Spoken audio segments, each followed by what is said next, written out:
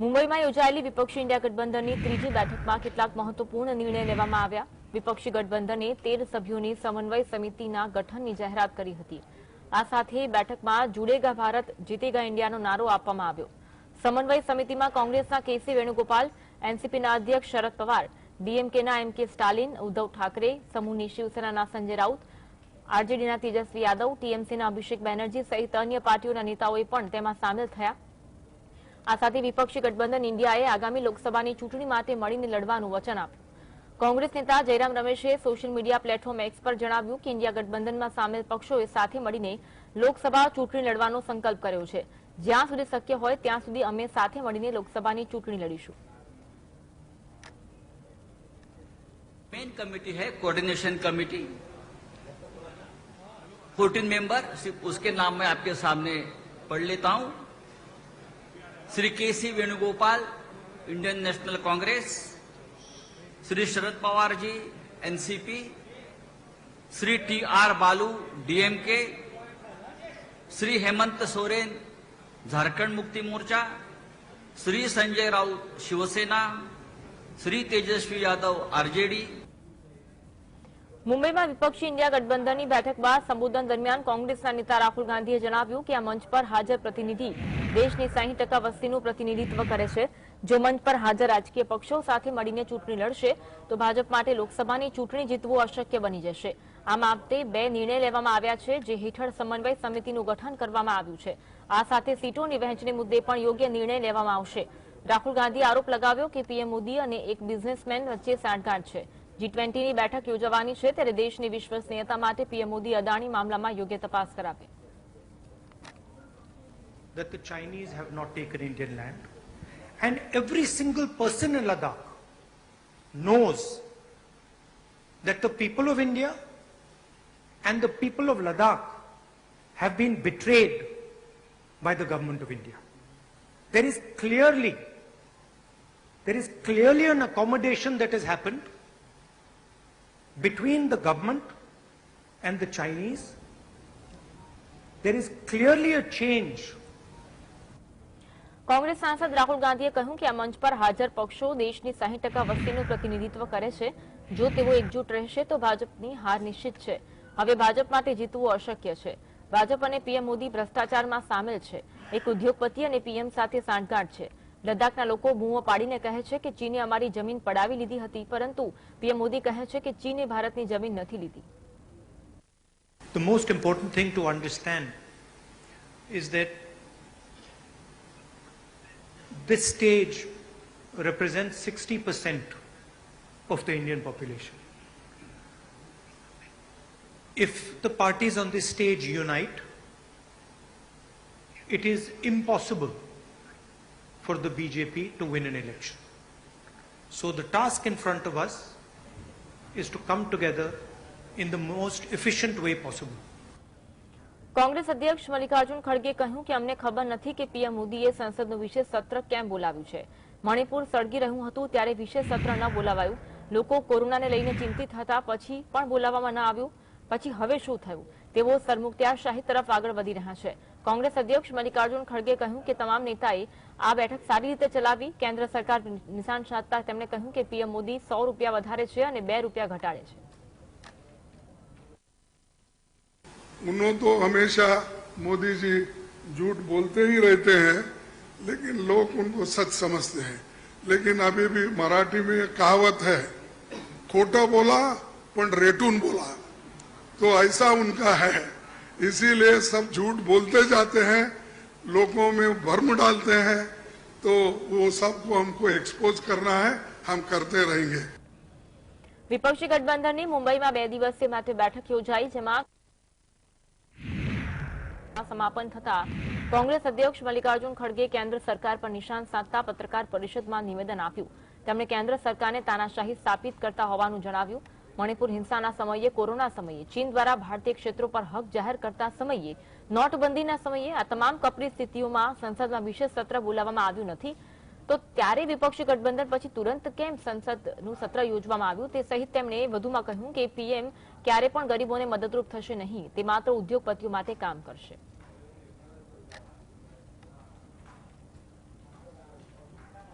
RJD chief Lalu યાદવે કહ્યું કે દેશને નુકસાન થયું કારણ કે અમે એક ન હતા. અમે હંમેશા ભાજપ હટાવ દેશ બચાવ કહેતા હતા, જે હવે સાચું સાબિત થઈ રહ્યું છે. આ દેશમાં ભાજપના શાસનમાં લઘુમતીઓ સુરક્ષિત નથી. દેશમાં ગરીબી અને બેરોજગારી વધી રહી છે. તમને યાદ હશે કે કેવી રીતે ભાજપ એનડીએ જૂઠું બોલીને અને અફવાઓ ફેલાવીને સત્તામાં આવ્યા હતા. તેઓએ મારું નામ તેમજ અન્ય કેટલાક નેતાઓના નામ લઈને કહ્યું કે અમારી પાસે સ્વિસ બેંકોમાં પૈસા છે. પીએમ મોદીએ કહ્યું કે તેઓ સત્તામાં આવીને સ્વિસ બેંકમાંથી પૈસા પરત મેળવશે અને તે પૈસા દેશના લોકોના ખાતામાં જમા કરાવશે. હું પણ ઓફરથી લલચાઈ ગયો. મેં જે પ્રકારનો ભ્રષ્ટાચાર જોયો નથી તેવો નરેન્દ્ર મોદી દ્વારા કરવામાં આવી રહ્યું છે. शुरू से ही यह लड़ाई लड़ते रहे हैं कि भाजपा हटाओ देश बचाओ.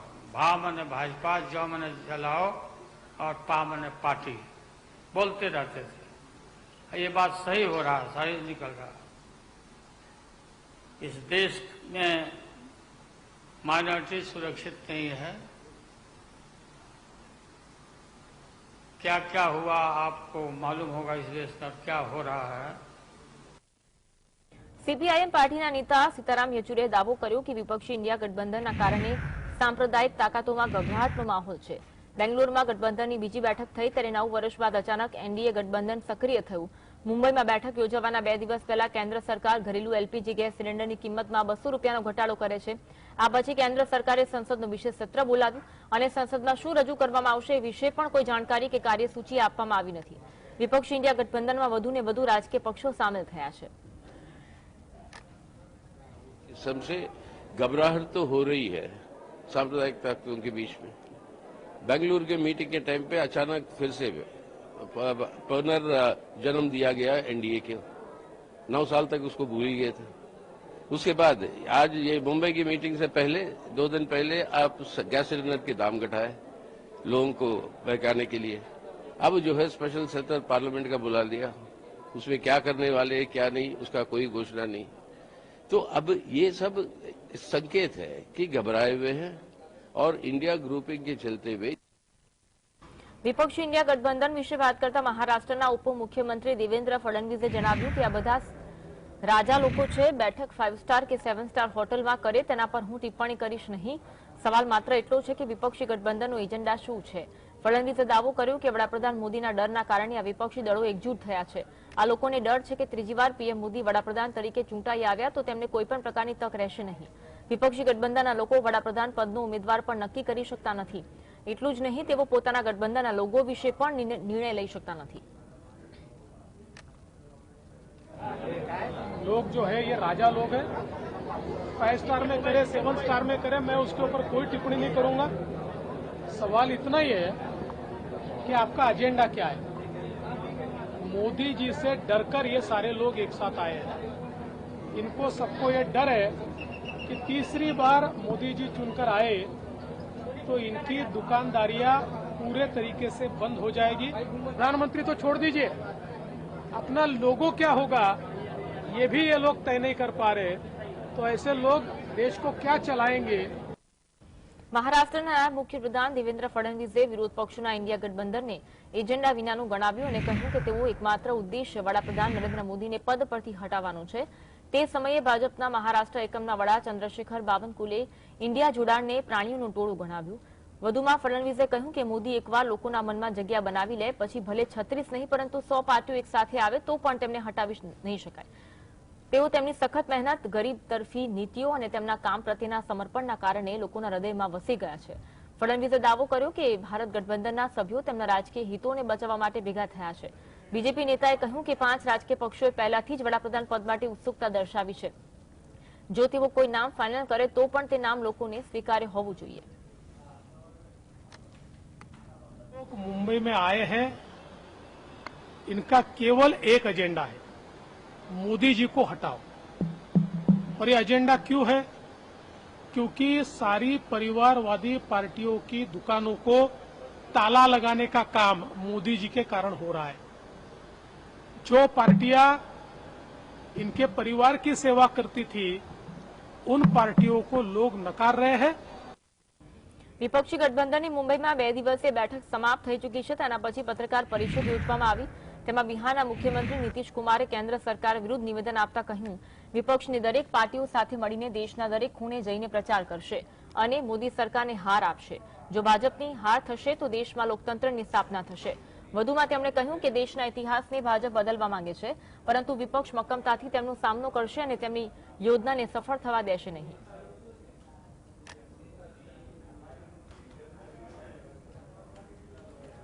કોંગ્રેસના નેતા સંદીપ દીક્ષિતે જણાવ્યું કે જો વિપક્ષી ઇન્ડિયા ગઠબંધનની બેઠકમાં કંઈ થવાનું નથી તો ભાજપ આટલી ચિંતિત કેમ છે.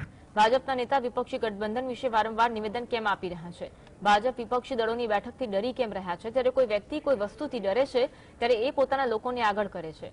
વિપક્ષી ઇન્ડિયા ગઠબંધનની બેઠકમાં કુલ 28 રાજકીય પક્ષોના પ્રતિનિધિ હાજરી આપી હતી. अगर कुछ होने वाला नहीं है तो इतने बयान क्यों दे रहे हो भाई? मुझे तो ये नहीं समझ में आता. अगर इस अलायंस का कोई मतलब नहीं है, केवल एक चाय पार्टी है, तो चाय पार्टियां तो बहुत होती हैं. हर चाय पार्टी पर बीजेपी थोड़ी सी टूट पड़ती है. रोज सवेरे से शाम तक इंडिया अलायंस के खिलाफ बयान दे रहा है. बंबई की मीटिंग ना हुई मतलब क्या तूफान हो गया कि हर आदमी को उस पर. अगर बंबई की मीटिंग का कोई मतलब नहीं है, इस अलायंस से कुछ हो नहीं रहा है, तो आप अपना काम करो. काहे परेशान हो रहे हो? अब सीधी बात है ना कि परेशानी क्या, डर लग गया है. जब घबराता है आदमी किसी चीज से तो फिर पूरी की पूरी फौज उसमें लगा देता है. શિવસેનાના સાંસદ પ્રિયંકા ચતુર્વેદીએ કહ્યું કે મને ખાતરી છે કે ચર્ચા પછી વ્યાપક નિર્ણયો લેવામાં આવશે. લોકો મોંઘવારીથી પરેશાન થશે. વન નેશન વન ઇલેક્શન પર પ્રિયંકા ચતુર્વેદીએ કહ્યું આ મુદ્દા પર એક સમિતિની રચના કરવામાં આવી છે. હું પૂછું છું કે મહિલા સુરક્ષા, ખેડૂતોના અધિકારો, મહિલા આરક્ષણ, બેરોજગારી પર સમિતિ ક્યારે બનાવવામાં આવશે. સમિતિઓ અહેવાલો આવી ચૂક્યા છે અને તે સમિતિના અહેવાલો કહે છે કે 5 સુધારા કરવા પડશે. बेरोजगारी पर है, चिरमराई हुई अर्थव्यवस्था पर है, चाइना जिस तरीके से अग्रसर हो रहा है उस पर है.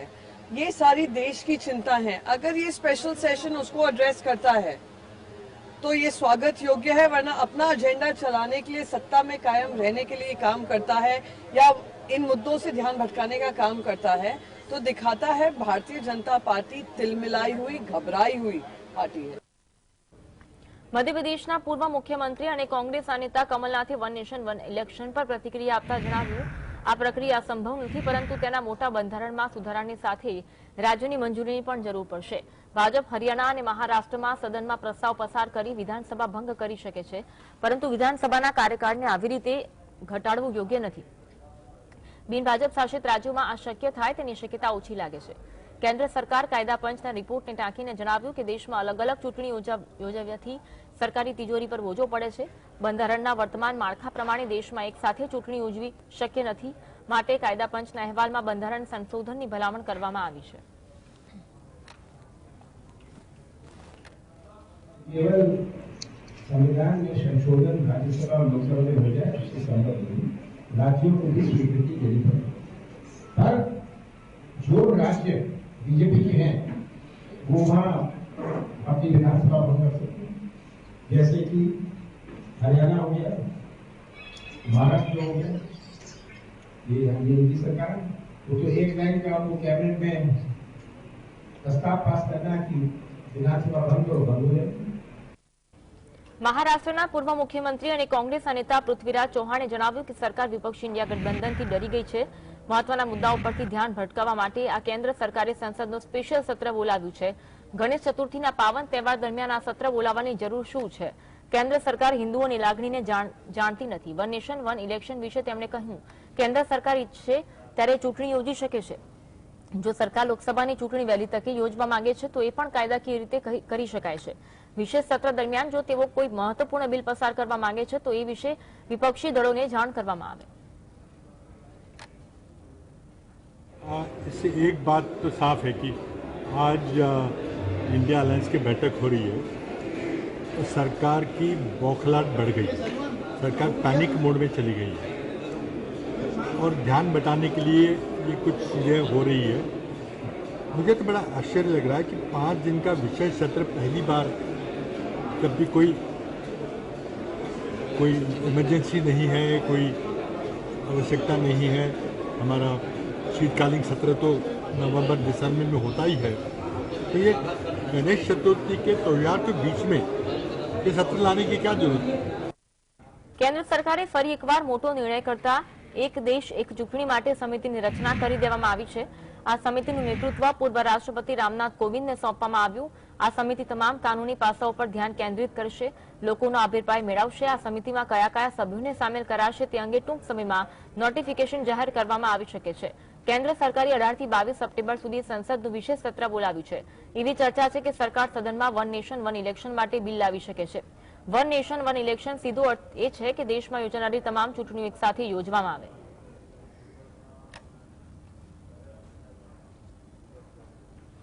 સમાજવાદી પાર્ટીના સાંસદ રામગોપાલ યાદવે જણાવ્યું કે કેન્દ્ર સરકાર સંસદીય પ્રણાલીના નિયમોનું ઉલ્લંઘન કરી રહી છે. જો કેન્દ્ર સરકારે સંસદનું વિશેષ સત્ર બોલાવવા માંગતી હતી તો એ મુદ્દે વિપક્ષી દળોને આ મુદ્દે જાણ કરવાની જરૂર હતી, પરંતુ વર્તમાન સમય એવો છે કે વિપક્ષી દળોના નેતાઓ અને સાંસદ સભ્યોને સ્પેશિયલ સત્રના એજન્ડા અને કાર્યસૂચિ વિશે કોઈ ખ્યાલ નથી. વન નેશન વન ઇલેક્શન કમિટીના અધ્યક્ષ તરીકે પૂર્વ રાષ્ટ્રપતિ રામનાથ કોવિંદની નિમણૂકની સંભાવના વિશે વાત કરતા સમાજવાદી પાર્ટીના નેતાએ જણાવ્યું કે પૂર્વ રાષ્ટ્રપતિને કોઈપણ પદ પર નિમણૂક ન આપવી જોઈએ. પહેલા વન નેશન વન ઇલેક્શન પર ચર્ચા થવી જોઈએ અને ત્યાર પછી નિર્ણય લેવો જોઈએ. स्पेशल सेशन अगर बुलाना था तो ये मर्यादा के अंदर होता केंद्र सरकार के कि वो विपक्ष की सारी पॉलिटिकल पार्टी से एक इनफॉर्मल सही लेकिन बातचीत कर लेना चाहिए था. अब किसी को कुछ पता नहीं क्या है, वरना जब सेशन बुलाया जाता तो बाकायदा उसकी क्या कार्यसूची है, किस किस दिन से बैठेंगे, उसमें क्या डिस्कशन होगा, कौन से बिल हैं, क्या चीज है, कौन से प्रस्ताव हैं, क्या रिजोल्यूशन है, कुछ भी किसी को नहीं मालूम. जैसे बिल्कुल गांव का प्रधान कोई अपनी मीटिंग बुला ले, जब जो चाहे सो लिख ले, वही स्थिति है इस गवर्नमेंट की. સરકાર દ્વારા વિશેષ સત્રનું આયોજન કરવામાં આવ્યું છે, જે અંતર્ગત 18 થી 22 સપ્ટેમ્બર વિશેષ સત્ર યોજાશે. ત્યારે આ અંગે ઓવેસીનું નિવેદન સામે આવ્યું, જેમાં તેમણે કહ્યું કે ચીનને લઈને પહેલી માંગ કરવામાં આવશે. ઓવેસીએ કહ્યું કે વડાપ્રધાન નરેન્દ્ર મોદી પાસેથી માંગણી કરું છું કે અમે ચીનથી જે જમીન ગુમાવી છે તેના પર સંસદમાં ચર્ચા થવી જોઈએ. અમને આશા છે કે ચીન પર ચર્ચા થશે. સાથે તેમણે નીરજ ચોપડા અને ઇસરોના ચીફને સન્માન કરવાની વાત કરી. તેમણે ત્રીજી માંગ કરતા જણાવ્યું કે ભારતીય ટીમને સંસદમાં બોલાવવી જોઈએ, જેથી તેમનો આત્મવિશ્વાસ વધે. चीन हमारी भारत की 2000 स्क्वायर किलोमीटर पर कब्जा करके बैठा है और चीन डेप्सांग डेमचौक को छोड़ नहीं रहा है. चीन हमको पेट्रोलिंग राइट्स नहीं दे रहा है गोगरा में, हॉट स्प्रिंग्स में, पोंगसोंगसू लेक में. जब स्पेशल सेशन बुला रहे हैं तो उम्मीद करते हैं कि भारत के प्रधानमंत्री चीन के ऊपर डिस्कशन को अलाउ करेंगे. दूसरा, हम भारत सरकार से, मोदी सरकार से इस बात का डिमांड करते हैं कि रोहिणी कमीशन ने अपनी रिपोर्ट दे दी है तो वो फौरन 50% जो रिजर्वेशन की लिमिट है उसको ब्रीच करें और पार्लियामेंट में स्पेशल सेशन में एक बिल ले. પૂર્વ સીએમ ઉદ્ધવ ઠાકરે કહ્યું કે ઇન્ડિયા ગઠબંધન તાકાત એકત્ર કરી રહ્યું છે. ઇન્ડિયાનો વિરોધ કરનાર લોકો હવે ડરી રહ્યા છે. આજની બેઠક સારી રહી અને અનેક નિર્ણયો લેવામાં આવ્યા. અમારા લોકો દેશપ્રેમી છે. બેઠકમાં સારી ચર્ચા થઈ અને સારા નિર્ણયો લેવાયા. અમે તાનાશાહી સામે લડીશું. संपन्न हुई और दिन ब दिन इंडिया मजबूत होते जा रहा है. ये बात भी सच है कि जैसे जैसे हम करीब आते जा रहे हैं, एक कदम कदम कदम आगे बढ़ते जा रहे हैं, तो इंडिया के विरोधी दल में घबराहट हो रही है. पहले हमें पूछा जा रहा था कि विपक्ष की एकजुट, और उसी वक्त हमने कहा था कि विपक्ष की एकजुट में नहीं मानता. हम सारे लोग देशप्रेमी हैं और हमारी एकता देशप्रेमियों की एकता है. કેન્દ્ર સરકારે વન નેશન વન ઇલેક્શન માટે કમિટીનું ગઠન કર્યું છે. ત્યારે ઉત્તર પ્રદેશના મુખ્યમંત્રી યોગી આદિત્યનાથે જણાવ્યું કે આ અભિનંદનીય પ્રયાસ છે. દેશમાં સર્વાંગી વિકાસ માટે ખૂબ જ જરૂરી છે. વારંવાર ચૂંટણી યોજવાથી અનેક કાર્યોમાં અવરોધ ઉભા થાય છે. કોઈપણ રાજ્યમાં ચૂંટણી યોજવામાં 1.5 મહિનાનો સમય લાગે છે. આ માટે જરૂરી છે કે લોકસભા, વિધાનસભા અને અન્ય તમામ પ્રકારની ચૂંટણી એકસાથે યોજવામાં આવે. વર્ષ 2018માં પણ વિશેષ અટકળો વહેતી થઈ હશે અને આ સાથે વિપક્ષી દળો કેન્દ્ર સરકાર દ્વારા કમિટી ગઠન કરવાના નિર્ણયનો વિરોધ કરવામાં આવ્યો હતો. સમાજવાદી પાર્ટીના નેતા સ્વામી પ્રસાદ મૌર્યએ કેન્દ્ર સરકારના નિર્ણયને લોકતંત્ર અને બંધારણની હત્યા સમાન ગણાવ્યું છે. लोकतांत्रिक व्यवस्था में सरकारों की स्थिरता के साथ साथ विकास के लिए भी एक गतिमान सरकार चाहिए.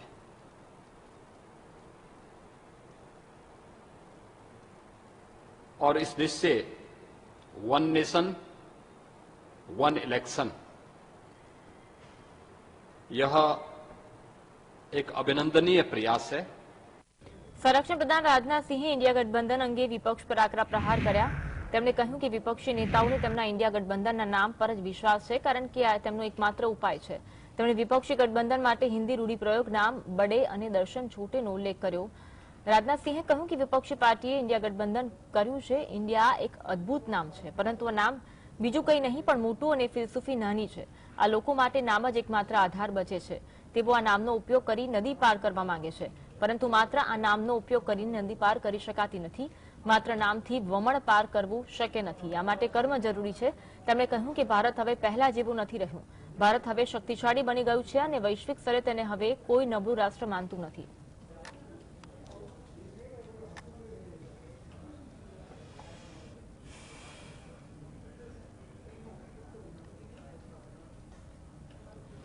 મુંબઈમાં ઇન્ડિયા ગઠબંધનની બેઠક પર કેન્દ્રીય મંત્રી અશ્વિની કુમાર ચૌબેએ વિપક્ષી પાર્ટીઓ પર નિશાન સાધ્યું. કહ્યું કે આ બેઠકથી કંઈ થવાનું નથી.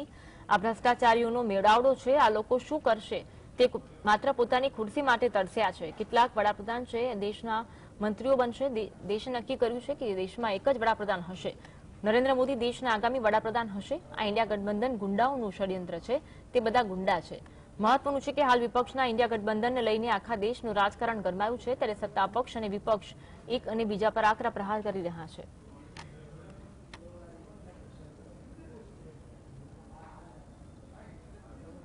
ये इंडिया गठबंधन ये ठगबंधनों का साजिश है. ये सारे ठग है. ये फतिंगा गांधी है. ये फतिंगा अपने आप खत्म हो जाता है. બાબા બર્ફાનીની અમરનાથ યાત્રા છડી મુબારકની પૂજા સાથે પૂર્ણ થઈ. બાબતે લગભગ 4 લાખથી વધુ ભક્તોએ બાબા બર્ફાનીના દર્શન કર્યા. અમરનાથ યાત્રાની છડી મુબારક ગઈકાલે પવિત્ર ગુફામાં પહોંચી હતી. સૂર્યોદય પહેલા છડી મુબારકને પવિત્ર મંદિર પર લઈ જવામાં આવી હતી. આ વર્ષની તીર્થયાત્રા પણ પવિત્ર ગુફામાં ભગવાન શિવની પૂજા અર્ચના સાથે પૂર્ણ થઈ. છડી મુબારક બુધવારે શેષનાગથી પંચતરણી માટે રવાના થઈ હતી, જે ગઈકાલે પંચતરણીથી છડી મુબારક પવિત્ર ગુફામાં પહોંચી હતી અને પૂજા અને દર્શન માટે બાબા અમરનાથની 62 દિવસની યાત્રા પૂર્ણ થઈ હતી. એક અધિકારીએ જણાવ્યું કે તીર્થયાત્રીઓનો છેલ્લો જથ્થો 23 ઓગસ્ટે પવિત્ર ગુફા માટે રવાના થયો હતો. તેમણે કહ્યું કે યાત્રાની શરૂઆત સાથે યાત્રિકોમાં અનેરો ઉત્સાહ જોવા મળ્યો હતો. ગત વર્ષે લગભગ 3 લાખ શ્રદ્ધાળુઓએ બાબા બર્ફાનીના દર્શન કર્યા હતા, જ્યારે આ વર્ષે 4.42 લાખ ભક્તોએ ભોલેનાથના દર્શન કર્યા. પવિત્ર છડી મુબારક વિધિ વાર્ષિક અમરનાથ યાત્રાના સમાપનને ચિહ્નિત કરે છે. યાત્રા પૂર્ણ થયા બાદ યાત્રાના બંને રૂટ પર સફાઈ અભિયાન હાથ ધરવામાં આવ્યું.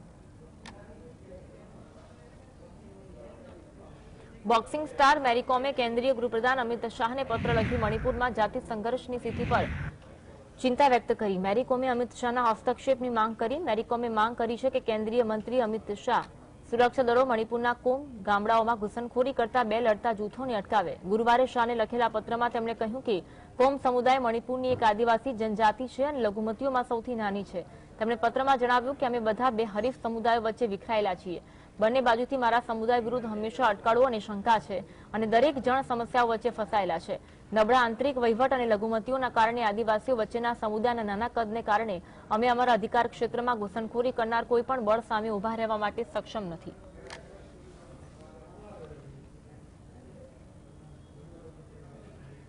વિશ્વકપની ટક્કર પહેલા ભારત અને પાકિસ્તાન વચ્ચે એશિયા કપમાં આવતીકાલે હાઈ વોલ્ટેજ ટક્કર જામશે.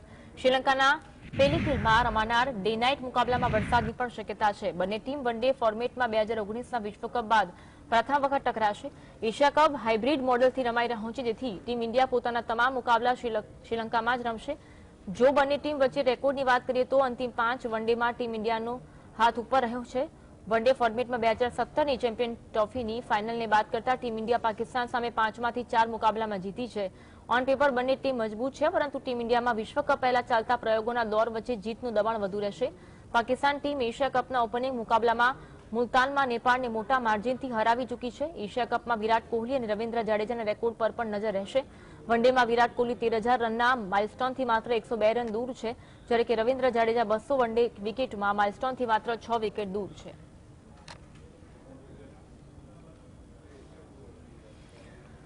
દિલ્હીમાં 9મી અને 10મી સપ્ટેમ્બરના રોજ G20 સમિટની યજમાની તમામ તૈયારીઓ કરવામાં આવી. સુરક્ષાના ભાગરૂપે દિલ્હી પોલીસના તાલીમાર્થી કમાન્ડોએ હેલિકોપ્ટર સ્લાઇથિંગની કવાયત હાથ ધરી. દિલ્હી પોલીસ કમાન્ડોની પ્રથમ બેચને M17 હેલિકોપ્ટરનો ઉપયોગ કરી ઝરોડા ક્લાનમાં તાલીમ લીધી હતી. દિલ્હી પોલીસના જાહેર સંપર્ક અધિકારી સુમન નાલવાએ જણાવ્યું કે પોલીસ માત્ર આતંકવાદી પ્રવૃત્તિઓને અટકાવવા માટે નહીં પરંતુ કોઈપણ સંભવિત વિરોધ પ્રદર્શનને રોકવા માટે તૈયાર છે. સંભવિત કાયદો વ્યવસ્થાની સ્થિતિને પહોંચી વળવા માટે લોજિસ્ટિક વાન વિક્રાંત તૈયાર કરવામાં આવશે.